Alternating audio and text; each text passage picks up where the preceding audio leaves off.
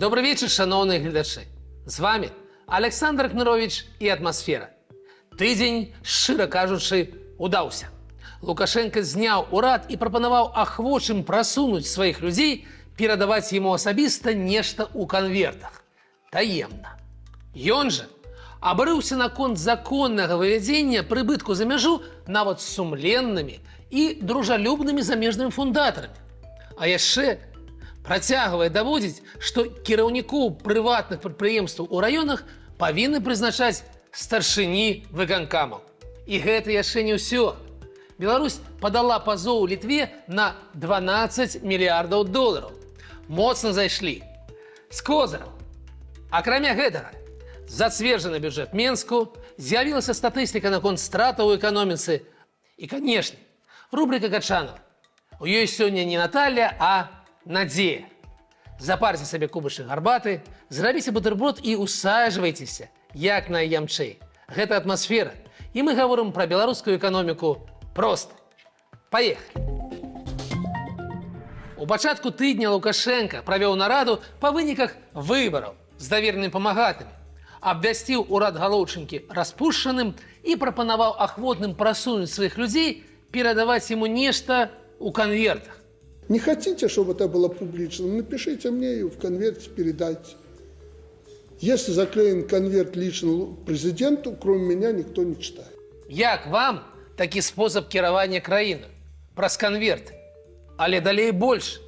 Вельмі яму не спадабалася, што інвестары, дружалюбныя, якія сумленна і на ягоных умовах інвестуюць у Беларусь, часам вельмі рэдка маюць жаданне вывесці заробленыя дывідэнды. Ай-яй-яй. Ну, нет проблем. Там, если вывели за год там 15 миллионов или сколько-то, оказывается, не миллионы, а сотни миллионов. Гэта значыць, Лукашенко шчыра верыць, што прадпрымальнік – гэта не той, хто ўбачыў рынкавую магчымасць, прыдумаў новы прадукт, паслугу, рызыкаваў грашыма, сабраў рэсурсы і ўсё арганізаваў, а за гэта мае права на прыбытак. Што не трэба ніякіх талентаў. У ягоным свеце прадпрымальнік – гэта той, хто зарабіў, бо мала заплаціў работніку. Фактычна абрабаваў яго. Што гэта? Гэта марксізм-ленінізм у чыстым выглядзе. Менавіта пад гэтымі лозунгамі Ленін з саўдзельнікамі і захапіў незаконна ўладу і ўвёў велізарную краіну ў 70 гадоў галечы і бяспраўя. І рух у гэтым жа кірунку працягнуўся ў чацвер разглядам закону аб паўнамоцтвах выканкамаў. Там зноў прагучала тая ж даволі камуністычная думка. Выканкам павінен кіраваць прыватным прадпрыемствам на яго тэрыторыі, у тым ліку узгадняць дырэктароў. Я ставил вопрос, который очень неоднозначно воспринят некоторыми категориями граждан об ответственности председателей исполкомов базового уровня за управление по всем направлениям, в том числе и частным сектором. А то у нас получается, частник это вообще не государство, это государство в государстве. А в то же время мы на частника очень рассчитываем. И их роль также в производстве будет, особенно в производстве, повышена. Ну так председатель райисполкома должен по основному функционалу управлять и требовать, и нести ответственность одинаково, как за частный, так и государственный сектор. Вось так. Гэтыя цытаты трэба выразаць і паказваць кожнаму замежніку, якому падацца, што інвестыцыі ў Беларусь удалая ідэя, бо тут парадак. Але замежнікі і самі не дурні. Па выніках мінулага года доля замежных інвестыцыяў толькі 5%. І гэта, вядома, расейцы, якія прызвычаіліся да такіх праз канверты метадаў кіравання краіны. Дарэчы, найбольшую долю інвестыцыяў 52% уносіць айчынны прыватны бізнес, а ніяк не дзяржава. Толькі пра гэта неяк не прынята гаварыць у мукавозчыка з азаронкам і турам. Бо на ім, на прыватным бізнесе ўсё цяпер і трымаецца. Ніяк не на дзяржаве. І, дарэчы, Галоўчынка вельмі не хоча нікуды сыходзіць. Ён тут канцэпцыю развіцця краіны до 2040 года рэпрэзентаваў. Ну, выпадкова так супала ў часе, правда? І там рост эканомікі ў 2 разы за 15 гадоў. Як думаеце, удасся? Я нешта сумняюся. За папярэднія 15 гадоў у іх выйшла крыху не так. Рост усяго 29,5%, або ў 3,3 раза менш. Што ж такога новага збіраецца зрабіць Роман Александрович з беларускай эканомікай, как павялічыць стандартны тэмп росту, а дакладней адставання ад іншых у 3 разы. Калі вам нешта вядома пра гэтыя сакрэтныя метады, напішыце ў каментарах, а мы працягнем. Беларусь патрабуе ад Літвы выплаты памерам 12 мільярдаў. Выдохніце. Давайте паспрабуем прачытаць яшчэ раз. Так, памылкі няма. Менавіта 12 мільярдаў долараў. Не рублёў расійскіх ці беларускіх, ні нават юаняў. Менавіта долараў. Такі пазоў падала Беларусь да Літвы за спыненне транзіту калійных угнаенняў. Дзіўна. Раней сума патрабаванняў была 1 мільярд. Цяпер 12. Удасся? Я ўпэўнены, што не. Гэта падобна да бессэнсоўных патрабаванняў расійскага рэжыму да Google за блакаванне прапагандысцкіх каналаў. Памер таго патрабавання 1,8 дуадэцыльёна рублёў. Гэта вось столькі нулёў. Я адмаўляюся лічыць, давайце самі. Але ўсё ж, магчыма, у Беларусі ёсць перспектывы ў гэтым пазове. Што ж яны на паперках напісалі? Давайте разбяромся падрабязней. У чым прэтэнзіі? Іх дзве.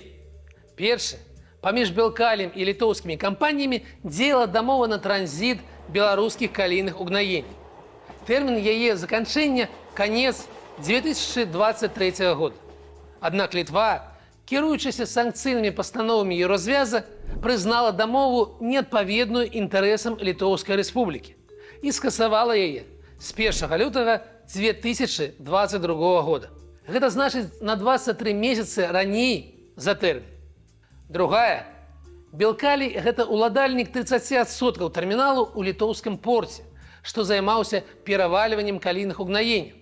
Літва пакуль заблакавала беларускай кампаніі права распараджацца гэтай уласнасцю. Вось гэта, другая прэтэнзія, неістотная паводле кошту. Вядзецца толькі пра некалькі дзесяткаў мільёнаў долараў. А што ж з самімі калійнымі угнаеннямі? Якія тут страты? Закрыццё для Беларусі порту ў Клайпедзе прынесла страты. Яны сапраўды вымяраюцца мільярдамі. У 2022 годзе падзенне экспарту калійных угнаенняў склала каля 60%. У 2023 аб'ёмы аднавіліся дзякуючы выкарыстанню расійскага маршруту. Аднак затраты на такую лагістыку былі не менш як у 2 разы большыя, чым праз Клайпеду. Падзенне 2022 года можна ацаніць у мільярд, магчыма, у 1,5 недатрыманай Рэспублікаю Беларусь выручкі. Кошт жа павелічаных выдаткаў у лагістыцы, вядома, таксама вымяраецца значнымі сумамі, але ён непараўнальны з коштам самога калію. То бок, калі не спрабаваць вызначыць страты з дакладнасцю да рубля, відавочна, што гэта немагчыма, то вельмі ацэначна гэта будзе ад 1 до 2 мільярдаў долараў. Для Беларусі. І разумеючы гэтую рэальнасць, Беларусь ўжо выстаўляла пазовы менавіта на такую суму – мільярд. І Літве, і Еўразвязу. І абедзве справы прайграла. Але арбітражны суд Швейцарыі – гэта крыху іншая інстанцыя. І пазоў падаецца на падставе парушэння закону аб інвестыцыях ад 1999 года. Гэта новая справа, што можа пайсці іншым маршрутам.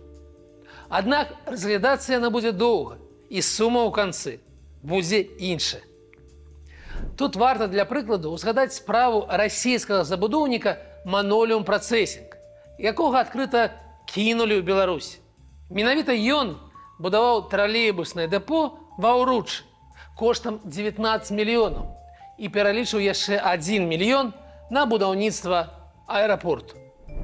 За гэта ён меў атрымаць пад забудову участак у цэнтры, там, дзе цяпер А100 будуе элітнае дэпо. Але яго выкінулі з праекту ў 2014 годзе. Сказалі, вы не выканалі умовы. І не трэба тут хадзіць, клянчыць нейкія грошы. У 2017-м Маноліум выставіў у арбітраж у Стокгольме пазоў амаль на 200 мільёнаў. 20 прамыя страты і рэшта недатрыманы прыбытак. Пастанова арбітражу спагнаць у Рэспублікі Беларусь толькі 20 мільёнаў. Упушчаны прыбытак у такіх справах не разглядаецца. Таму ў нашым выпадку Беларусь можа маляваць і 12, і 112, і 1112 мільярдаў. Разглядацца будуць дакументальна пацверджаныя страты, а яны разоў у 10 менш. Ці прызнаюць санкцыі абгрунтаванымі ў Швейцарыі, ці абавяжа арбітраж кампенсаваць, вядома, не 12, але мільярд паўтара, 2, даведаемся праз гадоў 5. І так, беларуская дзяржпрапаганда актыўна хлусіць пра тое, колькі страціла сама Літва. Максімальная патэнцыйная сума была 300 мільёнаў, ці палова адсотка ад гадавога ВУП Літвы. Але і таго не адбылося. Порт працуе ў прыбытак. Амаль 30 мільёнаў у 2023 годзе. Нагадаю, за апошнія 4 гады эканоміка Літвы вырасла на 12%. Беларусь толькі на 5%. І, дарэчы, тая ж самая прапаганда не саромецца, піша, што ВУП Літвы больше за беларускі. Гэта яны проста не заўважылі. Вернемся да навінаў. Зацверджаны бюджэт гораду Мінску. У памеры амаль 12 мільярдаў рублёў, або 3,5 мільярда долараў. Бюджэт Варшавы, насельніцтва якой на 10% менш, складае 7,5 мільярда долараў.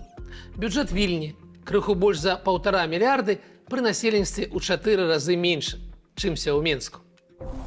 Выйшла статыстыка пра работу прадпрыемстваў за 11 месяцаў 2024 года. Колькасць стратных павялічылася незначна, да 713, а вось іх страты выраслі больш як у 2 разы і складаюць сёння 5 мільярдаў 643 мільёна рублёў. Я ўпэўнены, што гэта вынік эфектыўнага рэгулявання коштаў. Літва пасля поўнага адключэння ад энергасістэмы Расіі і Беларусі абяцае зняць правады і дэмантаваць лініі электраперадачы з Калінінградскай вобласцю і нашай краіны. Не, яны не збіраюцца вяртацца і не збіраюцца купляць энергію ад АЭС у Астраўцы, незалежна ад коштаў. І наша любімая рубрика «Качанова». І ў ёй гісторыя надзеі той самай, якая памірае апошняя.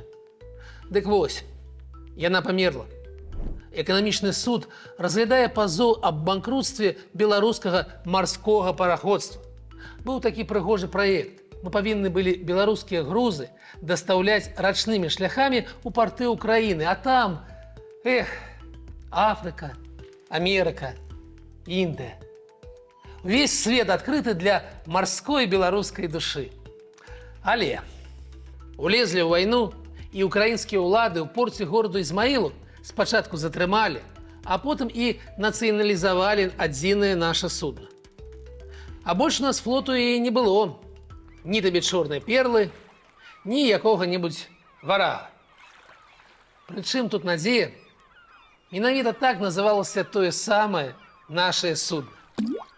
Надежда, мой компас земной, а удача — награда за смелость. Ну што, мне здаецца, што нам усім трам-пам-пам. Так справы не будзе. Сёння вяду мыту, заўтра адменю. Тут я абяцаю спыніць все войны, берагчы бюджэт, берагчы кішэні амерыканскіх падаткаплатнікаў. І праз дзень збіраюся выселіць усіх палесцінцаў з сектару Газа і стварыць там суперкурорт, рыв'еру за кошт амерыканскага ж бюджэту. А яшчэ ж Грэнландыя, Панама. Адчуванне, што дарослыя забылі дзіця ў аддзеле прысмакаў і яго панесла. Гэта ўсё, што заўгодна, гульня, покер ці шашкі, але толькі не асэнсаваная доўгатэрміновая стратэгія. Авантура на авантуры. І ў гэтай гульні Беларусі зусім не будзе месца. На жаль, нас няма на ягоных картах. Тым, хто сумняецца, я нагадаю, Трамп 8 гадоў таму абяцаў пабудаваць сцяну на мяжы з Мексікай. Ды яшчэ так, што Мексіка сама павінна была за яе заплаціць. Пабудаваў? Не. У параўнанні з датрампаўскім часам там, на мяжы, не змянілася нічога. На жаль, ён авантурыст. Таму нам самім трэба будзе неяк даваць рады. Але гэта і добра. Давядзецца пасталець. Такая сёння атмасфера. З вами быў Александр Кнырович. Убачымся праз тыдзень.